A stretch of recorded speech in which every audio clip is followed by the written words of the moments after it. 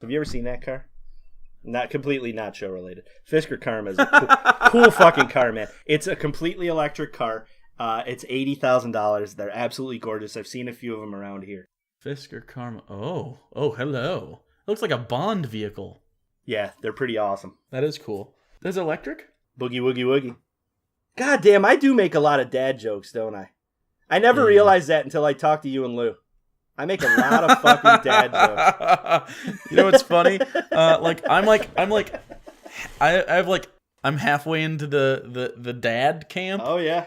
And the other half's out, and then Lou is like, he just desperately wants it, and we both still think dad jokes are garbage.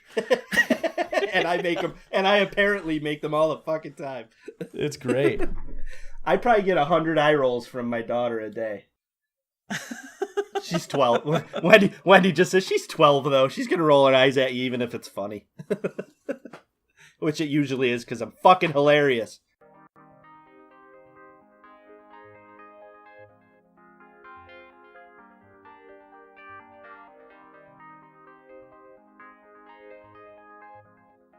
Hello everybody, welcome to Riding the Pine Overtime. I am Jake and this is John, and this is the event where 2 men enter and 2 men leave. We don't kill each other. We're just talking. It's fine. We can talk, we can argue, it's okay. And today's topic is about the Joey Bosa holdout bullshit that's happening with the San Diego Chargers. If you don't know, quick background, Joey Bosa, 3rd overall pick in this year's NFL draft, defensive end out of Ohio State, highly heralded, pretty much got picked because Laramie Tunsil decided to do a bong rip, which is fine because, John, you're a Miami Dolphins fan, that worked out for you. Basically, the Chargers do not want to pay him as much money as he says he wants, not necessarily total money, just up front. And then there's some contract language that they're also arguing about, and we'll discuss all that. So, how you doing, John? Are you taking the Chargers side or Joey Bosa's side? Well, my initial reaction to this whole thing is to take the Chargers side, because the guy's a rookie, he hasn't proven himself yet. So my initial response is Joey Bosa, fuck you! Right, that's mine too. Yesterday I said, hey, fuck you, Joey Bosa. They tweeted the information, and I said, I look forward to you being a used car salesman. And part of me still stands by 24 hours ago me. However, I've learned more about the situation, and now while I'm not necessarily wearing either's hat, I'm just kind of holding both of them. And I'm just, maybe even in the same hand, and just kind of like, I have them. And it's an interesting situation, and I'm not all 100% against Joey Bosa anymore. Well, so I'm going to be interested to hearing the answers as to why, because I'm more and more inclined to hope his career fails. So. Yeah. And part of me totally gets that, and part of me is still with you on that. But another part of me is looking at this from a business standpoint, and I kind of get it. Okay, so there's 2 things that they're talking about right now. Number 1 is kind of a bonus situation, and where he'll get some front-loaded cash. And number 2 is called offset language. Basically, offset language is for the team, and basically how rookie contracts are, they get 4 years with a 5th-year option for the team. But the offset language is in there, so if they want to cut a guy, they don't have to pay him his money before his rookie contract runs out. Okay. So the reason I'm leaning towards Bosa again, maybe not leaning towards Bosa is the correct thing. Maybe I have like a toe in the Bosa water, which sounds sexual. It's not. Is because every top 5 NFL draft pick since 2012, except one, which is Ezekiel Elliott, which is the number 4 pick this year. But he's also a running back, so I kind of get that. He's the highest picked running back in years, right? Todd Gurley was pretty high last year, but not this high. And this is from SB Nation, by the way. Every top 5 NFL draft pick since the last CBA, this most recent one, has received at least one of the 2 concessions. And the Chargers have refused on both of these concessions. So he either wants a bump in salary, technically. It's more of an advance. He'd still get the same amount of money. It's $17 million on the table. He just wants some of it up front. Or he wants the offset language removed so that it's effectively guaranteed money, but it'd be spread out through the whole thing. But the Chargers came out yesterday, and they released, in an unprecedented move, they released their negotiations that they've been having with Joey Bosa. Have you read these yet? No, but I don't like the idea of that to begin with. That's just right. It stinks a little bit. You know what I mean? It doesn't seem very professional. So, well, it feels to me like a lot of that information is protected. Right. Well, it's not necessarily protected. It's just like an unspoken, you kind of just don't do this, mostly because it's a PR thing. Yeah. Because you don't really want to tip your hand to agents, although, let's be real, most agents that work in the business probably know how each team negotiates because it's the same GMs over and over. However, they also kind of want to, you keep that kind of dirty money business talk away from fans when you can, because it's a game, right? And it's an entertainment thing. It's not like Joey Bosa's applying to be treasurer of some Fortune 500 company. It's not a big deal. He plays defensive end. He's a very good defensive end, but it's just kind of it feels grimy. So here's the stuff they used. So you brought up a CEO of a Fortune 500 company, and I think this is why this whole thing feels so grimy to me. Is it feels like he's trying to get his golden parachute before he's ever even bothered to prove anything to anyone. I don't care what he did in college. I really don't. He was a great player, good enough to be the 3rd overall pick. But the bottom line is, you're now dealing with the top 1% of the top 1%, and you're going to tell me that you're worth $17 million before you've taken a snap? Bullshit. Right, and I totally agree with you in principle on that. And this actually goes even further. The San Diego Chargers released this statement about their negotiations with Joey Bosa, and they have a bullet-pointed thing. And it says, our offer included, 1, an initial signing bonus payment that is underlined larger than any player in the league that has received in the last 2 drafts. Number 2, more money in this calendar year than every player in this year's draft except 1, which would be quarterback Carson Wentz. And then number 3, the largest payment and highest percentage of signing bonus received in the first calendar year of any Chargers first-round selection since the inception of the current collective bargaining agreement in 2011. Now, this largest payment percentage of signing bonus thing, I get that, but that's also a little bit skewed because they haven't had this high of a pick since the new CBA. That 3rd bullet point rubs me in every wrong way. And I love how they decided to make sure they threw that CBA 2011 date in there, because what they're trying to do is get everybody to forget what happened with fucking Eli Manning. That's what that bullet point means. Right. And they go on in the rest of it to say, hey, basically we've pulled this offer at this point because you can't play a full 16-game season, which I do agree with, by the way. Yeah. At this point, he's sat out too much. And there are arguments to be made that, the dude he's hurting his teammates. He's hurting himself as far as his career is concerned. Because, you miss rookie camp and OTAs and training camp and preseason. You're not on the fast track to being game ready. And I totally understand that. Now, there's a problem, though. And it's 2 things. Number 1, Joey Bosa is the 3rd overall pick. Every 3rd overall pick and up has been getting this. It's a precedent set by the league, and it's a CBA thing. But number 2, it doesn't seem like anyone's really backing this guy up, except for scattered. There's some players and stuff. I don't know about on the team necessarily, because they're probably not going to talk about that shit. But former players are split on this, so I assume current players are also split right down the middle. And it's interesting to note, Mike Golick of Mike and Mike fame. His very first agent is Joey Bosa's current agent. Mike Golick goes and he starts talking and he says, I cannot imagine that this agent is out there looking for more money and obviously he's going to do the thing in the best interest of his player, but he can't be saying, yes, you should hold out and not play. Right. But if they don't consent to one of the 2 concessions that he would get that on any other team if he was the 3rd overall pick. Any other team right now.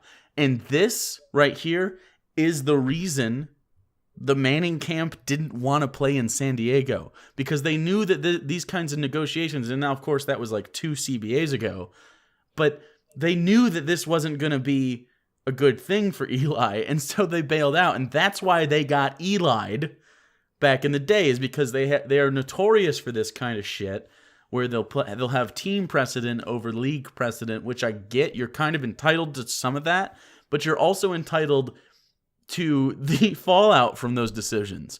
So that's why I'm kind of leaning Joey Bosa, because it's a league that understands and follows this new CBA, and they kind of, and while it's not in explicit language that you have to have one of these 2 concessions, which is why they can deny them both, every team does it except them. And he knows that, and his agent knows that, because his agent works with other teams. And so they're like, fuck, man.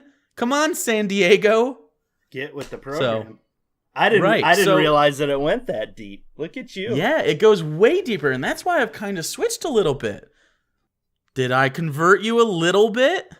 So ever since this whole thing happened with Eli Manning, I've always dreaded watching when San Diego drafts in the first round, because that whole situation was a fucking debacle. It was a debacle, and by the way, I'm not on the side of the Mannings and how they handled that specific situation. Well, he ended up looking whiny as hell when that whole thing happened. Right, he ended up looking and he's always had like kind of an attitude issue, it seems. Anyways, but let's be real. I don't think getting Cheeseburger Rivers was a bad deal. No, I think they did all right. They're both basically the same guy, but that could have easily gone awry. But yeah, I agree with you. I dread the idea of them drafting a high pick like that, and I assume because he was a defensive end, this wasn't going to happen. Well, and I'm especially taken aback by San Diego and the way that they're handling it, because they've been a middling team most of the time, and the team is struggling enough that the city of San Diego is still in a defensive bid against Los Angeles to potentially end up with San Diego again, right?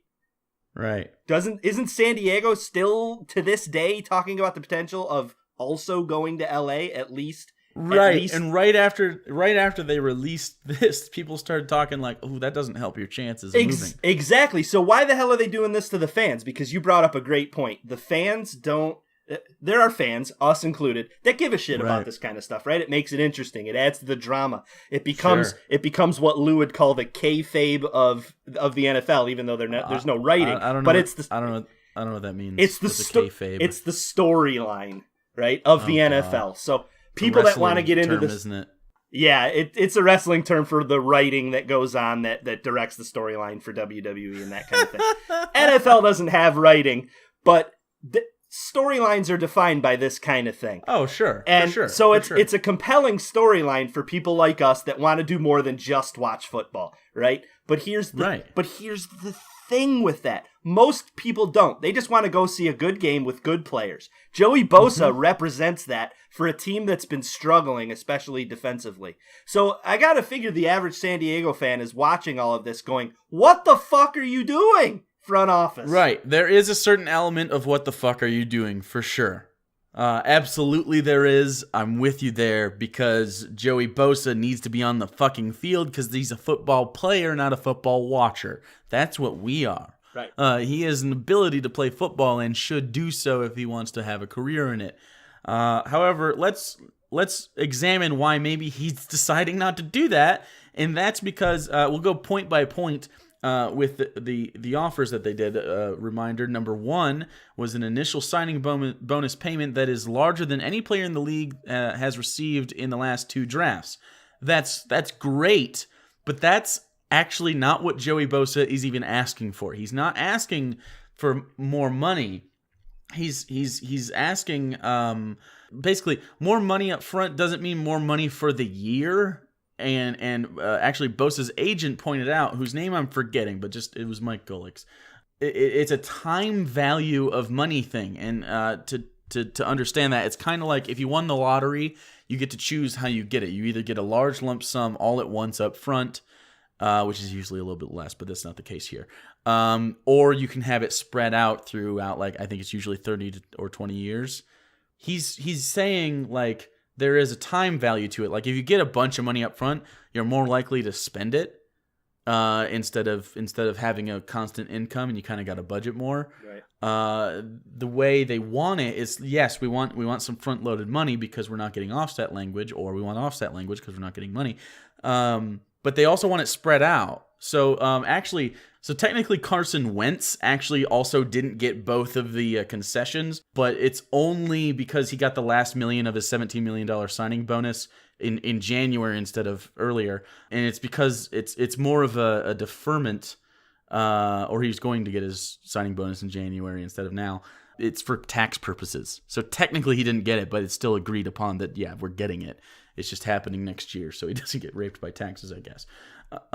So the second point is, they said more money in this calendar year than every player in this year's draft except Carson Wentz. Well, yeah, he's the number 3 pick. I guess Jared Goff is getting a little hosed, but I gotta ask. Jared Goff. I gotta go back to point 1 for a second here. I have to ask. That's fine. That's fine. Yes. So let's make sure we're clear about this. He's not getting any more money out of this, no matter what he does, right? He's getting the same amount of money. We're just talking about when he's getting that money. Correct.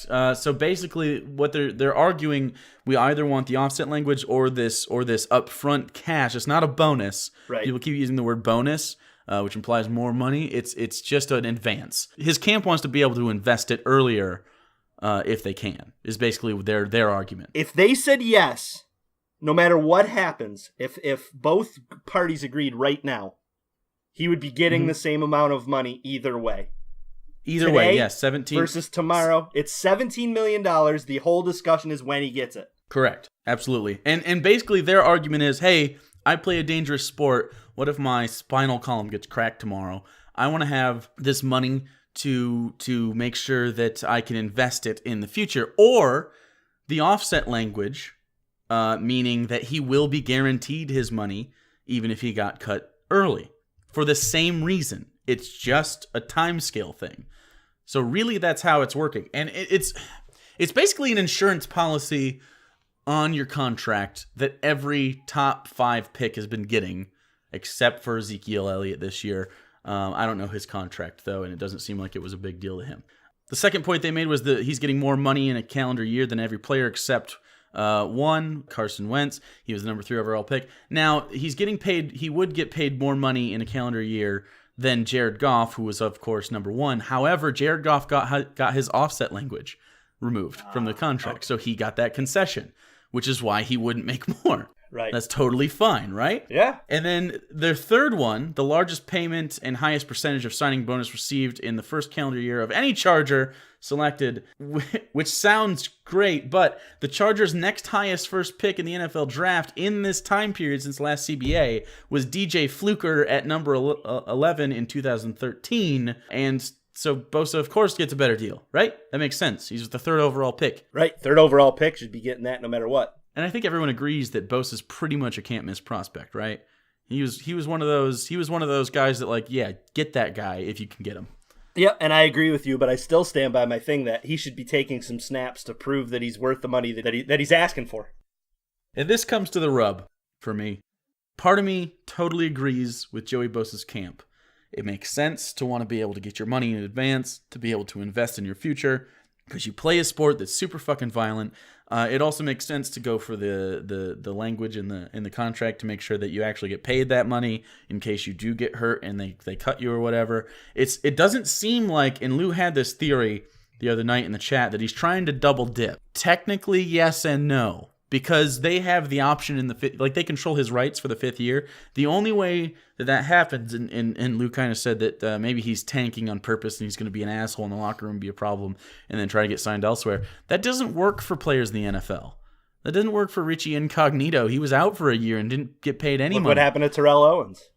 Exactly. He just gets shipped around. Now, of course, Terrell Owens was amazing. Well, right. He was a superstar, but he was also retired by, 33 because nobody would bother to talk to him anymore? Right. Chad Ochocinco had a similar problem where issue. He got relegated to the Patriots, and, Belichick's not going to deal with that shit. So, I get it, but also Joey Bosa, dude, this is your fucking career, and I understand that they're not going to do it, but this is the team you got drafted by. So you have two options. Number one, and I think the option most people want you to choose, is go fucking play football. Regardless of what your contract is like, you can negotiate that throughout the year. You don't have to hold out. Now, of course, let's be fair, once you start playing for them and play well, hopefully, you start losing more of your, surprisingly, you lose more of your hold on the situation, and you just kind of are in a position. The more games you play and the deeper the season goes, the less bargaining power you have. Now, that said, that happens either way, whether you play or not. So you're playing for your next contract already. So there's that. Or there's the second option, which I have heard ex-NFL players say that they would do in this situation if they wanted to rest on their laurels. And that is, he is eligible to re-enter the draft next year. However, he can't participate in combines. He can't participate in workouts. He can't do any of the things to show he still has skills. And the odds of him getting the $17 million he would have gotten this year drop significantly. He would probably be a mid-first round pick. Now, granted, that's still amazing. He's still a really good football player. He could stay in shape. He could practice with whatever trainer he decides. His family is well off. They don't need the money. But I don't advise that. That's a whole year of your football life thrown away. And while maybe health-wise that would help you in the long run, like your body doesn't endure as much punishment as it has and whatever, it's great. But holy shit, man. You know how quickly NFL careers end. And the average football career is, 3 years, 4 years? But he is hitting people professionally every day. Right. So yeah, Joey Bosa needs to get his ass out on the football field. I agree with you, but I also think that maybe the Chargers deserve to get fucked. Well, so here's the thing, Jake. So you and I have been recording now for 23 minutes and 42 seconds. And you, in that span of time, that first bullet point alone that we talked about, that the whole idea of he'll get the same amount of money either way, it's just when he gets it. Let me go ahead and say this. Fuck you, San Diego Chargers. I think I started the show by saying fuck you, Joey Bosa, right? No. Joey Bosa, you're off the hook as far as I'm concerned. And you can thank Jake for it, for getting you off the hook with me. Because here's the deal. The San Diego Chargers are in a position of power. They're completely in the position of power. They hold all the money. They hold the entirety of his future. If it's a matter of chump change for them, frankly, as a billion-dollar organization, if $17 million being handed to a player that's going to literally put his life on the line for you every day, and if the argument is you're going to hand him that money in August, or you're going to hand him that money in 3 payments over 6 months, or you're going to hand him that money in March, should not fucking matter to the San Diego Chargers. That should not even be something that shows up on their fucking accounting sheet. I'm serious. They shouldn't even see that money. That should be a fucking rounding error to them. So fuck you, San Diego Chargers. Pay Joey Bosa and go win 7 fucking games again, because that's all you're going to do anyway. Right, and if you want more reason to hate San Diego Chargers, I have some for you. Hey, according to Louis Bean from SB Nation, they've been threatening relocation for 15 years and playing out what could be a lame duck season if they don't get a downtown stadium would cost $1.8 billion, which they would expect mostly the citizens of San Diego to pay. Number 2. They have a history of treating vets with shit. Like last year, they fined Eric Weddle, who is now a Raider, $10,000 for watching his daughter perform a halftime dance ceremony. Yeah, fuck that noise. They chased LaDainian Tomlinson out of town. Junior Seau wasn't welcome near the end of his career, and they released Rodney Harrison, and then he went and won 2 Super Bowls with the Patriots and was a Pro Bowler. I know more people that live in San Diego that are Raiders fans than are San Diego fans. I know. Also, they have one of the most expensive game day experiences in the NFL. Now, granted, that's in San Diego, where the the median income is a little bit higher than rural Kansas or something. Well, yeah, but let's face it. Jack Nutsack Stadium or whatever the fuck it's Jack something Stadium is not. I mean, that's a 20 plus 30-year-old stadium. It's a piece of shit stadium. So you have, think about it, Jera's World is less expensive of an experience than San Diego Stadium. That's asinine. That's asinine. Yeah. Yeah. And by the way, if Joey Bosa enters the draft next year and decides not to sign with the Chargers, the Chargers forfeit this year's draft. They don't get like a compensatory pick, so it totally fucks them. So so I think fuck the Chargers. Joey Bosa, you should probably play, but I don't blame you if you don't. I don't either. So there's that. And I'm sorry I told you to be a used car salesman. Now you can be a new car salesman. Yeah. Like an Infiniti or Audi. Ooh. Fisker, I want a Fisker Karma. So Jake, I'll end the show with the 5 words that anyone gives a shit about anymore after listening to this, I'm sure. Fuck you, San Diego Chargers.